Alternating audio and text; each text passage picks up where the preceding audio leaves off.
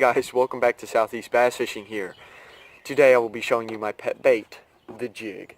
The jig is my favorite bait out of all of them. I love it better than topwater. I love it better than swim baits, crankbaits, stick baits, rattle traps. I love it better than all of those.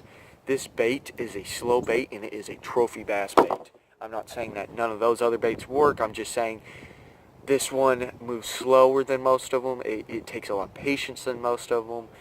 And it's just a really good bait, man. These are the trailers I usually use for it. These trailers. This is the one that caught my 7.5. This is the one that caught my 6 and my 4.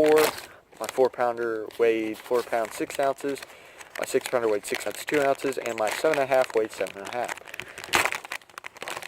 It is called Berkley Power Bait Chigger Crawl. This bait is amazing. Usually this bait doesn't come like this. See, it comes out like that. I always rip that off, and it also has like these little tentacles coming down from below it.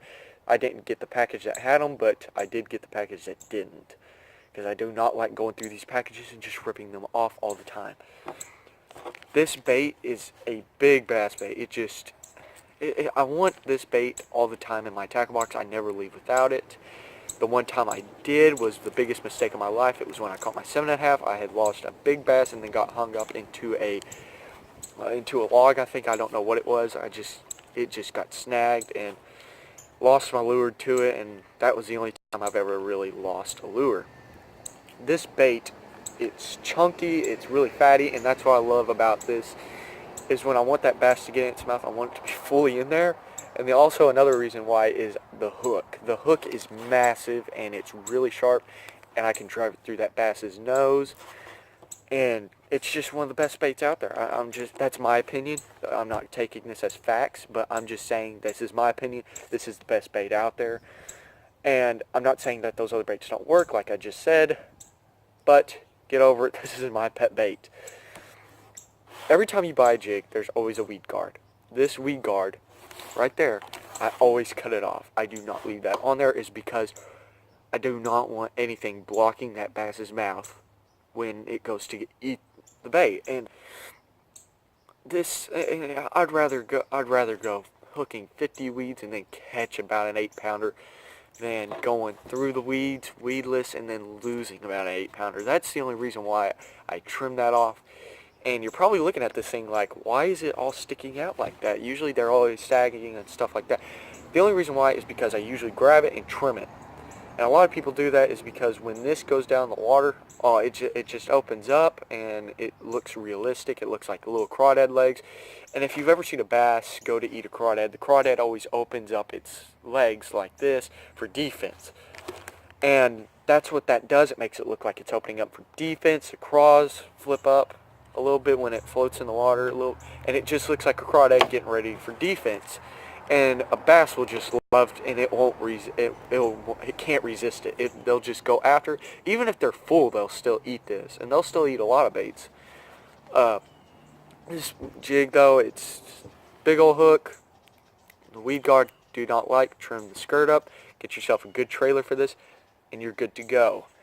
This jig though, I'm going to give you a pointer. Takes patience. I do not know how many times I have caught myself speeding up because I haven't had a bite in a long time. Like, I could go about 2 hours without catching anything and still be flipping this thing.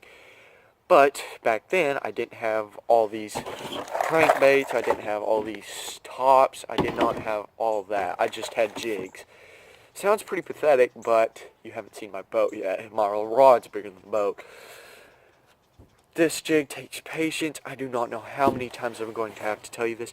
Every time you're fishing with this, you have to be easy with it. You have to lay it in the water. You can't just let it go and hit the water, and it spooks off all the bass. You got to flip it in there easy. You got to pick it up easy. And that's another thing. I have caught myself jerking up too hard, picking the bait up. And when I do that, the bass usually feels the hook and spits it out before I feel the bass. So when you want to pick it up easy is because you can feel the bass before he feels the hook. So then you can really just get the bite detected easier and set the hook quicker and catch your fish. And I've had so many problems with this bait. You don't know how many times I wanted to throw this out in the lake because I was so mad. But you don't know how many times I have wished I was out on the water and had one of these on my rod. This jig also, it's just hard to say. This jig, I always get the smallest lead head on these jigs. So when it goes through the water, I don't want it going and dropping that quickly. I kind of want it dropping a little bit slower than that. I want it dropping where it's kind of floating a little bit. Have you ever seen a Senko and it's like wobbling? It looks real. This is what this does when you lay it into the water and it floats down so easily. It kind of like moves a little bit, and usually a bass will hit that on the way down. And that's why I love this bait, is because it just works. I usually catch a fish every time I go out there if the weather conditions are right. And speaking of weather conditions, a lot of people get that mistaken a lot. Like, today would be a great day to mop jig fish if the weather was a little bit warmer. Overcast, a little breezy, works perfect for mop jigs. I do not know how many big bass three. I have caught so many big bass on windy conditions when the wind was blowing up into the banks. And here's the thing of why bass love that. Bass when the wind blows, plankton is moving with the waves. When the plankton moves, the bait fish move. All your shad, all your minnows, all your little bluegill, they will move up with it. And then you got your game fish, bass, crappie, catfish. They will all move up, except for catfish. They'll come up later in the year.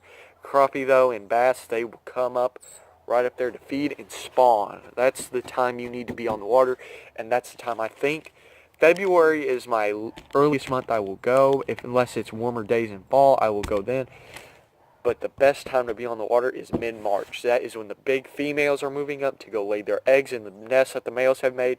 And when it's February, I don't know how to say this, the males will kind of go up before the females. And a lot of fishermen know this. They will go up there, start fanning out the beds. If you've ever caught a male that had just a bad wound on its tail, that is the reason why he's fanning out that nest, and he's just getting ready for the female to come up.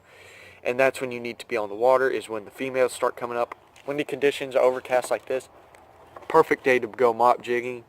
Not a great day to go top water probably, but a good day to go mop jigging. I mean, it just works every time, and I just love this little bait. And there's different varieties you can get, like orange and pumpkin green, dark black and orange, blue and pumpkin green and glitter, pumpkin green. I mean, there's so many different colors to go out there, like red and black, blue and black, green and black. There's all these different colors, and they all work. It's just how you use them. I mean, you can cast it, you can flip it, you can jig it, which is the name. Everything you can do with this bait, it'll work. I've had to cast it out there many times, and I've caught bass off of it. And most of you guys are probably wondering of why I didn't use crankbaits and stuff like that. It's because I didn't have them. I did not have top waters. I did not have crankbaits. I thought it was a big waste of time. I do have spinnerbaits, but one. I will be heading over to a bass shop here pretty soon and get me some square bill crankbaits and maybe some trailers for that spinnerbait right there. But I hope you guys enjoyed this video today. I hope it helps you out during this spring bass fishing season. And tell me, you guys, if you like this or not. I mean, I kind of like doing this, going outside and showing you guys what is a good day and what is a bad day to fish this. And I'm just letting you guys know this right now. I'm only doing this to show you guys about what you can do this spring before you hit the water. I'm just showing you guys this. I will be doing this once a day maybe. I'll probably upload another video tomorrow. School will be starting back soon for me. I am a freshman. But here's the thing. I want you guys to be able to catch these big bass on this little jig right here. And hopefully you guys will know that this is a good bait, and I hope you guys enjoy your bass fishing season this year. Keep God first, family second.